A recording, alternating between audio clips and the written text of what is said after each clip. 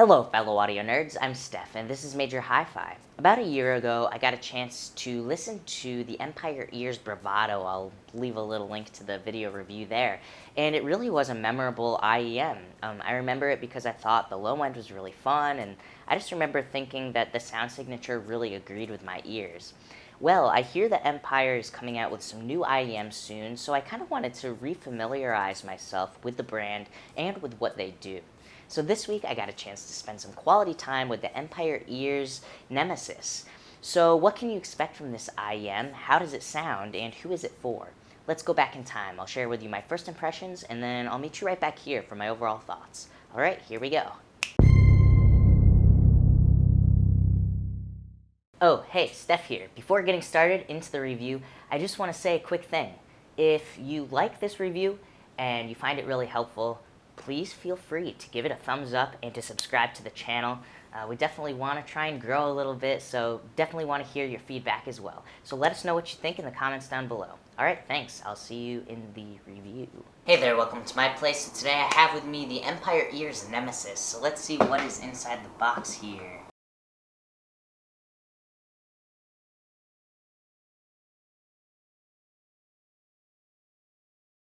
Alright, so as you'll see here, there are a number of different accessories. First things first, we've got some documentation. We've got a few different drawstring pouches here, kind of a bigger one for the case and everything. This smaller one just for the earphones. Then there's a cleaning cloth, a cleaning tool. This hard shell kind of clasping carrying case has this kind of, I don't know, this like carrying rope, I guess, but it clasps shut and you can store the IEMs in here really nicely. We've got some ear tips. These are the Final Audio E-type tips. And then finally, the earphones themselves, the Empire Ears Nemesis. Alright, so taking a closer look at the design of these, you'll see that they have this sort of black, kind of glossy acrylic shell. And there's the Empire Ears logo here on that shell. And it's sort of a kind of medium large size IEM, you'll see, but it has sort of that like custom sort of look to it, that semi-custom kind of shape to follow the ear shape.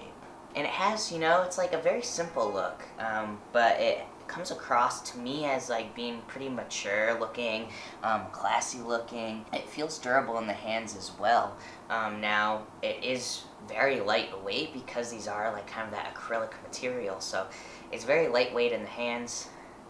And putting them in the ears, yeah, I got an immediately good fit. They kind of just follow the shape of the ear. This tight ear hook of the cable really kind of helps to keep it in place. But yeah, they're really comfortable too because it's so lightweight. It kind of feels like there's nothing there. But something I really like about the general look of these is just that like the simplicity of the black design of this ear, of the actual driver housings really contrasts well from the cable, which this is a cable by Effect Audio, the Aries 2, and it's a 2-pin connector that attaches to the driver housing here. So it's a 2-pin, and it terminates to a 3.5mm cable connector here. So kind of the L shape. This is made of gold here. Now the Aries 2 cable is really special actually because it's made with a proprietary blend of this UPOCC copper. It's a lit style, so it is braided together, and all the conductors are individually insulated there, you'll see. And yeah, basically Effect Audio says that this is done intentionally. It's meant to enhance the signal transmission and increase the speed of the transmission. And yeah, I've heard some Effect Audio cables before and I really enjoyed them, so I think this is gonna be, you know, a nice cable to pair with the Nemesis, but we'll see how it sounds, obviously. And lastly, before getting into the sound of these, I do want to just quickly talk about the driver situation. So there are 5 drivers in here, and the kind of like interesting thing about the driver configuration here is that these have 2 subwoofers, so bass heads. I have a feeling these are going to be for you.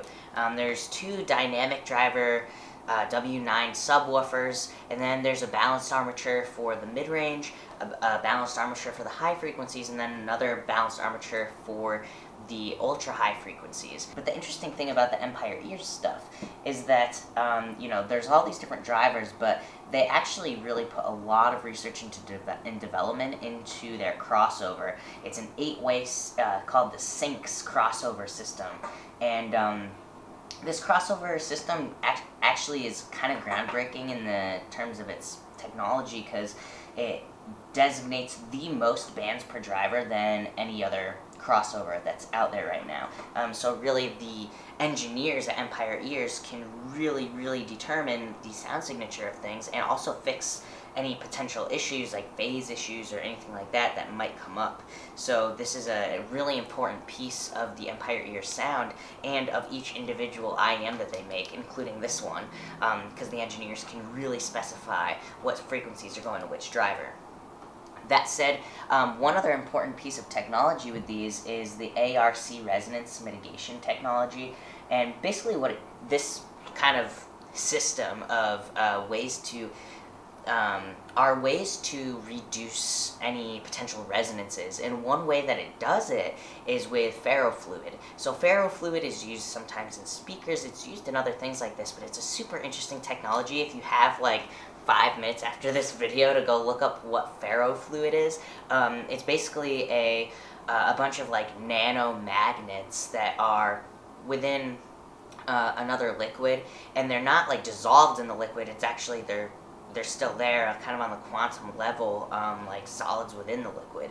But basically they interact in a magnetic field and can sort of help to reduce friction and things like that within here. But then in addition to that technology, there's also the ARC, the anti-resonance compound, which basically they add this, whatever this compound is, I think it's probably kind of a secret, but they basically apply this to all the different components inside the IEMs to increase their mass and just make it so that, it's not so easy for resonances to bounce around or for the sound to build up in that way.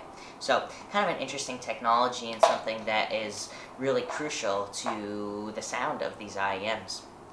But anyway, without further ado, I do want to take a listen to these, so let's do that right now. Wow, yeah, I was just listening to the song Formation by Beyonce, and the 808 in the song sounds huge. The bass synth, just like when it rolls into the song, it just is like really powerful and fun. But while it has a lot of energy, it like isn't messing with like other parts of the frequency spectrum. It still has that kind of like tightness, but it's just super solid and really like, yeah, and this song, it just like really has this feeling of attitude and power behind it. Really, I like it. Definitely gonna be for the bass heads out there though.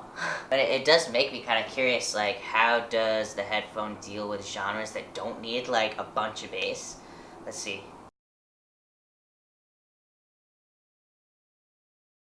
Alright, I was just listening to the song Mercy Now by Mary Gauthier. The bass guitar sounds super nice and thick, really creates this big, strong foundation.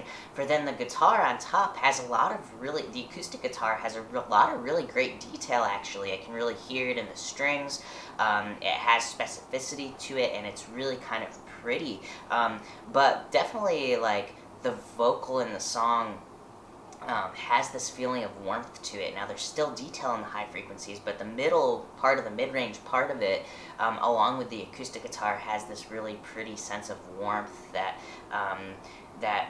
is just aesthetically pleasing. Wow, and then the acoustic guitar, the mandolin, the strings, and the voice really have great separation from each other as well, and I was sort of surprised by that because of how like gluey it sort of feels. It's got that kind of like syrupy, yummy thing going on in the mid-range, but those instruments still have good separation from each other and detail. Yeah, I was just listening to the song Stuff by Miles Davis, and the hi-hat in the song, the cymbals really feel harmonically complex, but the hi-hat didn't come across as thick as it usually does. Really, there is nice attack on that cymbal, but overall it sort of feels it feels like there's sort of this dryness to it. It's kind of hard to explain. Like the sustain is a little bit dulled with those cymbals, but that said, they still feel nice. Like they have good energy and movement, and there is a sense of extension there too. It's an aesthetically pleasing high end, but one that is a little bit shaped away from thickness and more toward like attackiness, if that makes sense. Alright, I was just listening to the song Good Life by Sammy Ray, and the nuance in the height is really dramatic, actually. You know, the kick drum and the bass guitar in this song contrasts very strongly from, the extension of the cymbals and then the mid-range guitars and horns in the middle part there. So there's really great contrast and differentiation there. As for the width, I kind of got a similar vibe where there's this really kind of feeling of strongness in the middle from the bass and the kick, but that kind of leaves space for the guitars, for the horns to kind of do their thing and move around on the outskirts, more toward the edges of the width, and that gives it this feeling of like really fun kind of energy that's also really held together and solid sounding.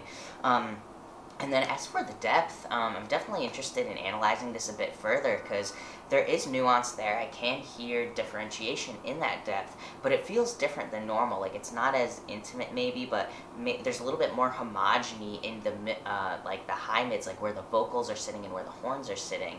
But I still definitely hear a difference between things and closeness in the song. Like the electric guitars still feel intimate, and that contrasts from the drums, which are further off. But anyway, yeah, it's something I want to kind of keep listening to and analyzing as the week goes on. So I'm looking forward to that, and yeah, I'll meet you back at the Major Hi-Fi office with my overall thoughts. Alright, here we go. Overall, the Empire Ears Nemesis has a strong low end with lots of foundational power. I've noticed a boost in the subs around what sounded like 30 hertz and another one around 60 hertz, so it really had this great sense of punch and just this feeling of bigness and power to it. I don't know how else to say that. However, those boosts really seemed like they had kind of a wide Q, and as a result, it made the low end just feel really thick and full. Like it didn't feel like it was just punchy in one spot. It really kind of encompassed the entire feeling of the low end. The mid-range of the Nemesis had a really beautiful feeling of smoothness and yet was still able to maintain detail and articulation. There was a boost in the low mids around what sounded like 150 hertz, and this really gave great energy to bass guitars. It brought thickness to electric guitars. It really just kind of contributed to that feeling of warmth and also played really nicely with that kind of boosted low end. There was another boost in the high mids around what sounded like 2 kilohertz, and this kind of brought forward vocals. It kind of brought back some of that articulation, and it was interesting because there was a cut around what sounded to me like 400 hertz, and so that cut together with kind of the boosted low mids and then that boost in the high mids really kind of created this great sense of spaciousness there while still maintaining a feeling of fullness.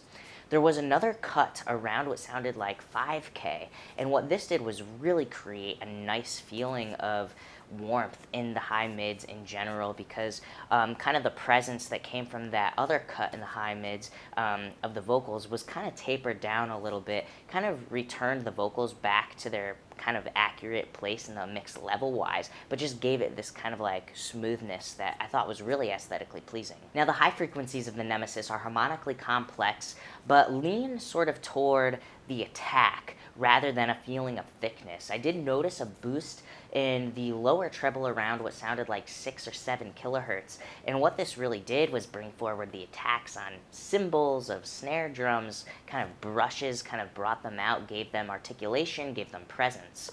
But then there was a cut around what sounded like 9 kilohertz, and I think this is the thing that kind of made that sustain feel a little bit less long, but also it sort of helped prevent potential harshness. It really kind of added this smoothness that kind of came through with the rest of the mid-range, while still maintaining a lot of detail because of the other boosts there. Now, the upper octave felt even to me. It felt like it really helped to contribute to that feeling of complexity up there.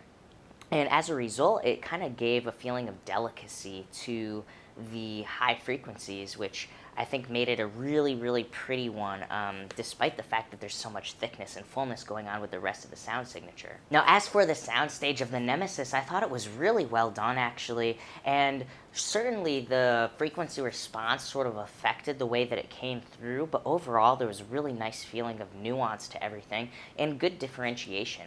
Now, the solidity of the low end and the low mids really created this strong feeling of solidity in the center, really kind of made this like gooiness there that really kind of held everything together.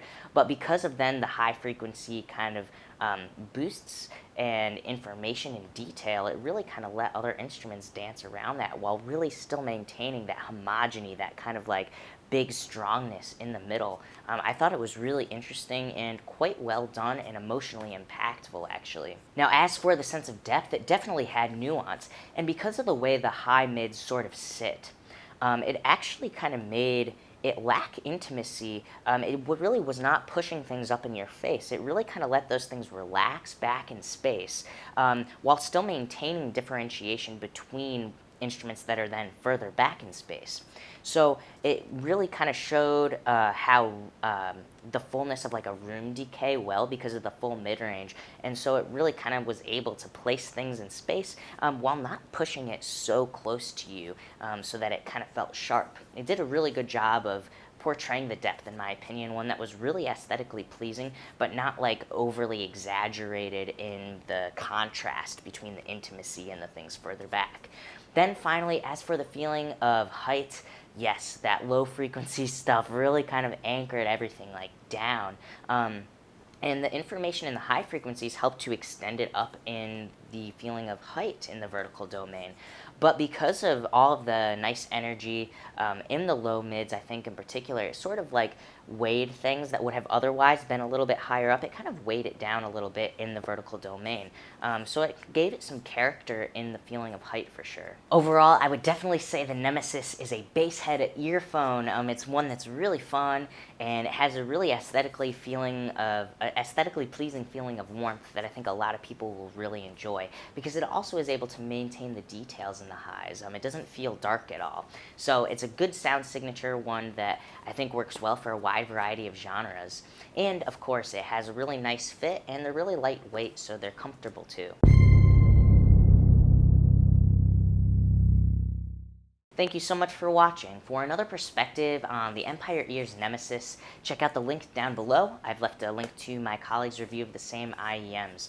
Now, if you like this video, please give it a thumbs up, and for more videos like this, be sure to subscribe. Alright, I will see you next time. Bye!